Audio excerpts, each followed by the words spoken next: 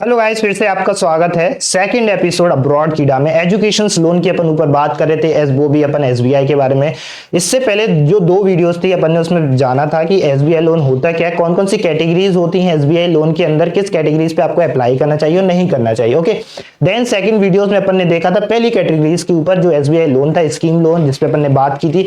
आज उसी एपिसोड्स को अपन आगे कर रहे हैं, जिसमें आज अपन बात करेंगे एसबीआई ग्लोबल एडवांटेज स्कीम के बारे में, जो एक ऐसी स्कीम है जिसमें अगर आपको अप्लाई करना चाहिए। बेसिकली सेकंड टाइप का ये अब्रॉड एजुकेशन लोन के रिगार्डिंग था। इंडिया पे भी अपन बात करेंगे आने वाली वीडियोस में, तो उसके लिए जस्ट आपको कुछ नहीं करना है, सब्सक्राइब करिए हमारे चैनल को। नेक्स्ट वीडियो जैसे ही आएगी और बेल आइकन भी आप उसको प्रेस करिए, तो आपको पता पड़ जाएगा कि कौन सी वीडियोस आई है और नहीं आई है। चलिए स्टार्ट करते हैं इस वीडियो को भी।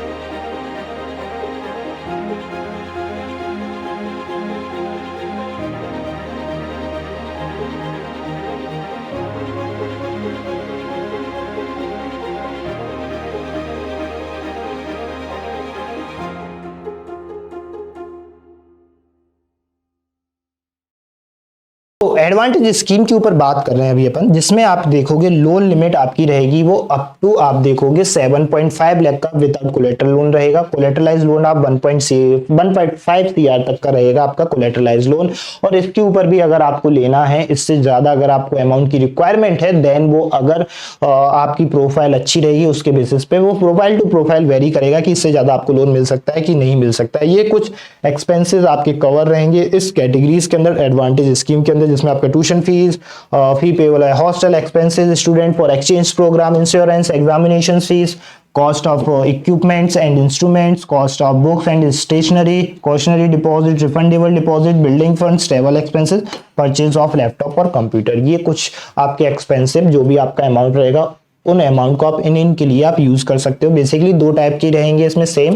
आप देखोगे तो जो कि आपका रहेगा एक यूनिवर्सिटीज फीस रहेगी, जिसमें आपका यूनिवर्सिटीज फीस में आपकी मिसलेनियस फीस भी आती है, आपकी ट्यूशन फीस भी आएगी, आपकी सेमेस्टर फीस भी आएगी, वो आपकी पूरी कवर्ड रहेगी इस स्कीम के अंदर। देन जो सेकंड रहेगा आपका रहेगा लिविंग एक्सपेंसेस, जो भी आपके लिविंग एक्सपेंसेस रहेंगे वो भी आप इसके अंदर कवर्ड कर सकते हो। को एप्लीकेंट कौन रहेंगे? ये चार टाइप के को एप्लीकेंट रहेंगे। पेरेंट्स आपके रह सकते हैं, mother father, parents in law, sibling and spouse. ये कुछ कैटेगरीज पे आप अपने कोलेटरल जो आपका लोन रहेगा उसको सैंक्शन करा सकते हो। इंटरेस्ट रेट फॉर कोलेटरलाइज लोन के लिए 9 to 11% तक का डिफर करेगा। ये रेशियो आप देखोगे या परसेंटेज बोलूं, जैसे इंटरेस्ट रेट 9 to 11। अगर आपकी प्रोफाइल अच्छी है, अगर आपका सिविल स्कोर अच्छा है, अगर कोई भी पेंडिंग लोन नहीं है आपके ऊपर, आपकी टॉप यूनिवर्सिटीज के अंदर काउंट करते हैं, तो मेरे हिसाब से जो आपका रहेगा वो 9 to 10 के बीच में आपको इतना रहेगा आपका इंटरेस्ट रेट। 11 आपका मैक्स टू मैक्स जाएगा अगर आपकी डिसेंट यूनिवर्सिटीज आती है। Okay, then interest rate and discounts are available for girl child and students who have taken academic loan insurance under SBI Rin Raksha. अगर आप गर्ल्स हो तो आपको डिस्काउंट मिल जाएगा इंटरेस्ट रेट पे ऊपर भी। और जो इंश्योरेंस है आपने एकेडमिक लोन इंश्योरेंस, अगर आप इस कैटेगरी के अंदर है आपका, तो देन तब भी आपको एक इंश्योरेंस मिल जाएगा, चाहे वो फिर मेल हो चाहे वो फिर फीमेल हो। लोन मार्जिन देखें, अब वो अप टू 7.5 लाख पे आपका 20 लाख पे आप देखोगे 15% है। अब वो 20 लाख पे देखेंगे अगर आप, तो 1.5 सीआर, जिसपे आपका 10% रहेगा। मॉनिटरियम पीरियड क्या रहेगा? Course duration plus 6 month. इससे पहले जो अपन ने बात की थी एसबीआई लोन स्कीम के बारे में, उसमें जो मॉनिटोरियम पीरियड था वो कोर्स ड्यूरेशन प्लस 12 मंथ है। यहाँ पे जो आप एडवांटेज स्कीम में देखेंगे तो यहाँ पे 6 मंथ है। देन रीपेमेंट का कैसा है? रीपेमेंट आपके लिए सेम है, 15 ईयर्स तक का आपको टाइम दिया जाएगा। आपके मॉनिटोरियम पीरियड फिनिश होने के बाद इतने ईयर्स के अंदर, 15 ईयर्स के अंदर आपको वो अमाउंट पे करना रहेगा। रीपेमेंट पॉलिसी क्या है आपकी? Repayment policy, simple interest is charge in the moratorium period but it is optional to pay, same as well as जैसे प्रीवियस वाले कैटेगरीज में था, सेम एडवांटेज कैटेगरी में है। अगर आपको पे करना है अपना इंटरेस्ट रेट मॉनिटोरियम पीरियड के अंदर तो आप पे कर सकते हैं, अदरवाइज नहीं करना चाहते हैं बाद में जब आपकी जॉब लग जाती है आफ्टर मॉनिटोरियम पीरियड के अंदर, देन आप वो पे कर सकते हो। सिंपल सा ये कैटेगरी, सिंपल से ये टर्म्स हैं जो मैंने आपको बता दी। आपका loan margin, repayment policy and moratorium period, ये कुछ पॉलिसीज वगैरह थी, आपको जानना बहुत जरूरी था। एलिजिबिलिटी क्राइटेरिया आप इंडियन स्टूडेंट्स होने चाहिए, सेम रहेगा कैटेगरी वाइज। फर्स्ट स्टूडेंट्स के लिए जैसे आपने कैटेगरीज देखी थी पहली कैटेगरीज पे जो मैंने वीडियोस बनाया था सेम रहेगा। एडमिशंस आपके पास होना चाहिए एक अब्रॉड एजुकेशन, अब्रॉड यूनिवर्सिटीज का, जिसमें आपने एंट्रेंस बेसिस पे आपने एडमिशन लिया। प्रोसेसिंग फीस आपकी क्या रहेगी, 20 लाख अगर आप लेते तो नील रहेगा, 20 लाख से अबव लेते तो देन आपका 10,000 प्लस टैक्स रहेगा, ये आपकी फीस रहेगी।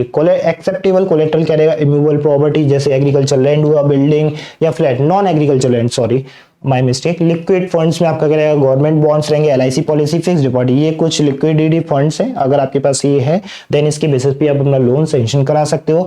कितना अमाउंट होना चाहिए, सेम आपका 1.25 टाइम्स आपका जो आपका प्रॉपर्टी रहेगा इमूवेबल प्रॉपर्टी उसके बेसिस पे आपका रहेगा। देन लिक्विडिटी फंड का आपका इक्वली अमाउंट होना चाहिए, देन आप सैंक्शन करा सकते हो अपना इस कैटेगरी एडवांटेज स्कीम को अपने लोन्स के लिए।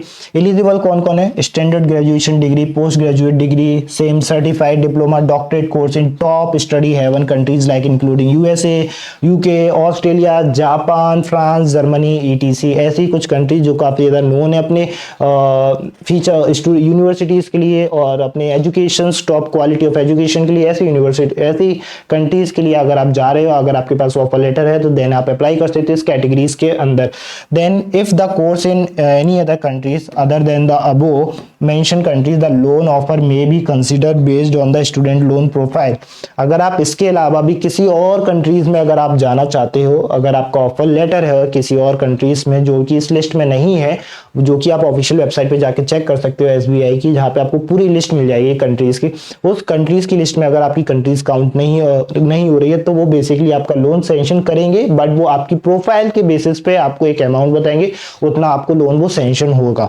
ये कुछ स्कीम्स थी, ये क्राइटेरिया था, इतना लो रीपेमेंट का था आपका रीपेमेंट मोरेटोरियम पीरियड, और कितना आप अमाउंट सैंक्शन करा सकते हो, जो कि आपको कोलेटरलाइज लोन के लिए मैंने आपको बताया 7.5 था और नॉन कोलेटरलाइज के लिए 1.2 सीआर है, और वो 1.5 सीआर, और बेसिकली वो डिपेंड भी करेगा अगर आप इससे ज्यादा लेना चाहते हो।